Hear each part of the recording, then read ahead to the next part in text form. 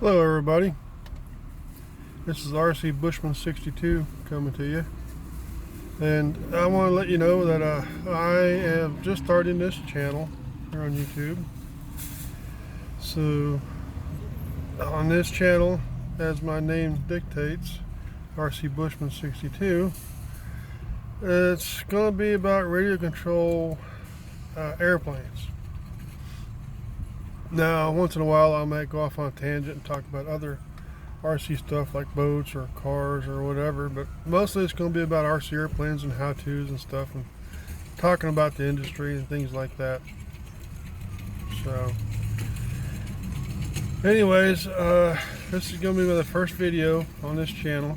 So, if you want to get more of my videos as they come up, please hit the subscribe and the notification button on the channel here,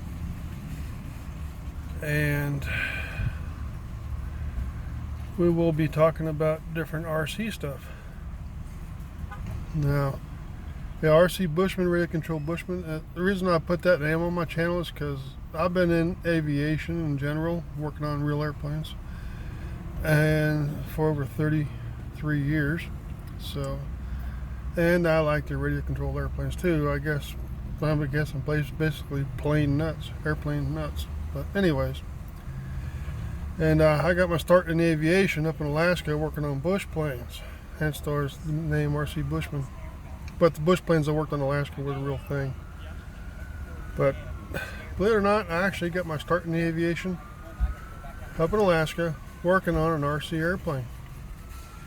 One day I was in my granddad's machine shop up there in Alaska, and I was working on a RC airplane because, you know, my granddad and all, you know, he let me work in the shop, and I worked with him in the shop on different stuff, but he let me work on my model airplane in there too. But anyway, what happened was I was working on a model airplane one day, and this one dude come walking in the shop with a starter. He asked my granddad if he would rebuild his starter for him. And it looked like a regular old car starter, but it was actually for an airplane. My granddad looked at it and said, "Sure, we can do that." Anyways, while my granddad was making up the paperwork and stuff like that, that dude walked over to me, seeing that I was working on this little RC airplane. I was probably 20 years old back then, and this was quite a while back, many decades ago. And this guy asked me, he's like, "You like working on airplanes?" I'm like, "Sure, that's all right. I don't mind. It's kind of fun, kind of cool." He's like, "You want a job working on real airplanes?" I was like, "Yeah, sure, why not? That sounds like that'd be a lot of fun." And he's like, "Well, come to this address." He gave me his business card. He said, "Come to this address on Monday and ask to see a guy named Jerry." I ain't going to say his last name because I don't want to, you know, advertise who he really is. I mean, this, like I said, this Jerry guy was pretty older gentleman even back then, so I don't know if he's even still around. But the company I worked for was called North Pole Air Service, North Pole, Alaska. I went over there that Monday and went there and talked to this Jerry guy, and he's like, "Okay, well, let's get your paperwork started." And finished all my paperwork. He said, "Well, come on out into the office here, or come out into the hangar here." It's this little one hangar shop, and he gave me a project to start working on. At that time, I did not have an A&P license or nothing like that, so I was basically a milk helper at that point. But it was some years later when I got my A&P. But anyways, that's how I got my start in aviation. It's kind of those weird stories, like, you know, people will be like, "Nah, that didn't really happen." But yeah, basically it did happen. My career found me, and I've been doing it ever since. But of course, I've been in model airplanes ever since back then. But with this being June 2019, almost going into July, you know, I got to talk about the model airplane industry a little bit. So I know if you're bored with my video, that's cool, but there's going to be lots of other videos where I'm going to be showing stuff that I'm working on and how to do things and things like this in regards to modeling stuff. What is that noise? Hang on. Sitting here in a Walmart parking lot, there's people everywhere. But anyways, in this day and age, you know, RC airplane stuff in particular, yeah, I smoke cigars. You know, I know people will be like, oh, you should be smoking cigars. Yeah, well, there's a lot worse habits to have, I guess. But anyways, the RC airplane industry in general, as of this day and age, since Great Plains went out of business, they took a lot of their sub companies with them and basically left the RC airplane industry in a pretty bad state.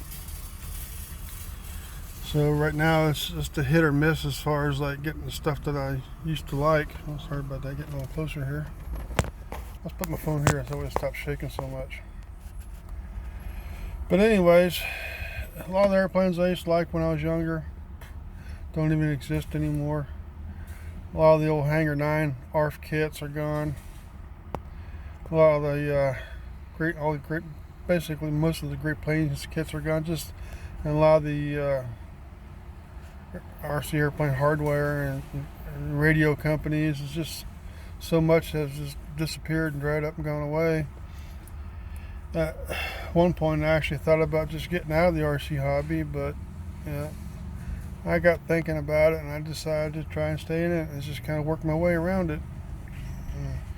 There are still a lot of model airplanes out there that are great airplanes, are awesome planes. Back in the day when I was getting into this, it was like almost 100% all gas or glow engine stuff, but nowadays a lot of the planes are electric, and of course the technology has come a long way since then, so these electric airplanes are actually pretty awesome. You got some real nice planes out there, and the motors have come a long way technology wise, and the batteries have come a long way. But anyways, I think the electrics are probably just as good as the gas or glow planes. I mean, in some instances they're better, and other instances gas and glow is better. It just depends on your preference and where you're flying. But I'm a member of a local model airplane club, so. But I typically tend to stick to the gas and glow. I mean, I have had electrics in the past and probably will have electrics again in the future.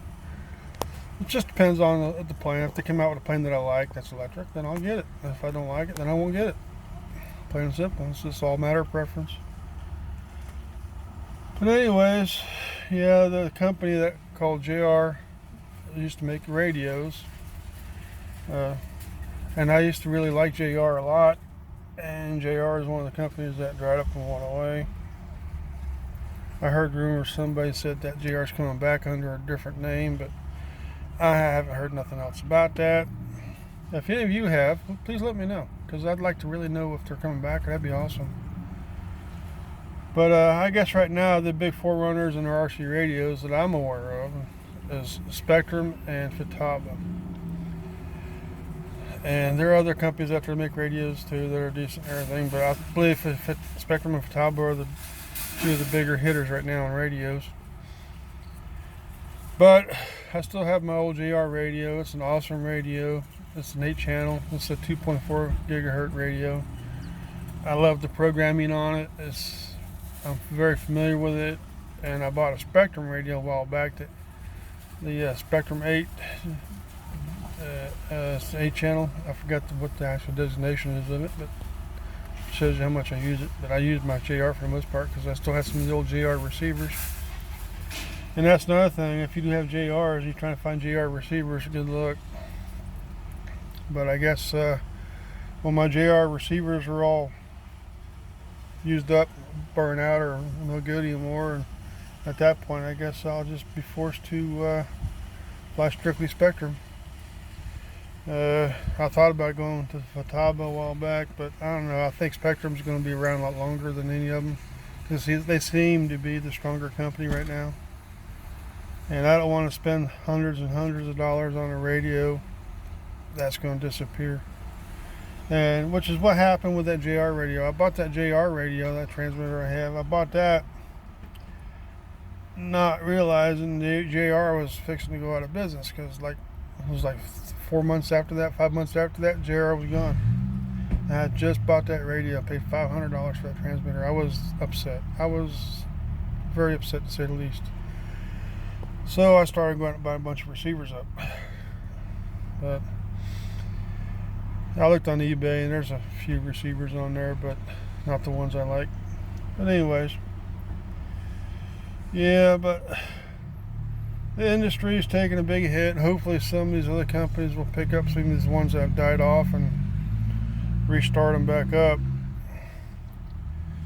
But let me know if you've heard anything on this industry, as far as like what companies are gone and what's coming back and stuff like that. Well, anyways, this video is getting to be over 10 minutes long, so I'm going to cut it short. But keep in touch, subscribe, and hit that notification button, because I'm going to be doing more videos. I think my next video is going to be about putting landing gear doors on a giant scale OV10 Bronco. A friend of mine's got one, and he asked me if I put gear doors on it. But obviously I got to build them all from scratch, so I'm making the doors themselves are fiberglass. But anyway, that's going to be my next video, is laying up fiberglass for gear doors, and I'll show you how I do it. Because like I say, I work on real airplanes too, so I got some composite experience, so I'm kind of passing this along to the hobby industry, as you know, just some helpful hints as to how to do some fiberglass layup, especially like on a panel. So anyways, I'll talk to you later, and keep in touch and let me know what you think. Give me some ideas, what you guys might like to see. Just anything you want to say, just put your comments on here, and I'll appreciate it. And this is RC Bushman signing out for now. I'll just talk to you guys later. Bye.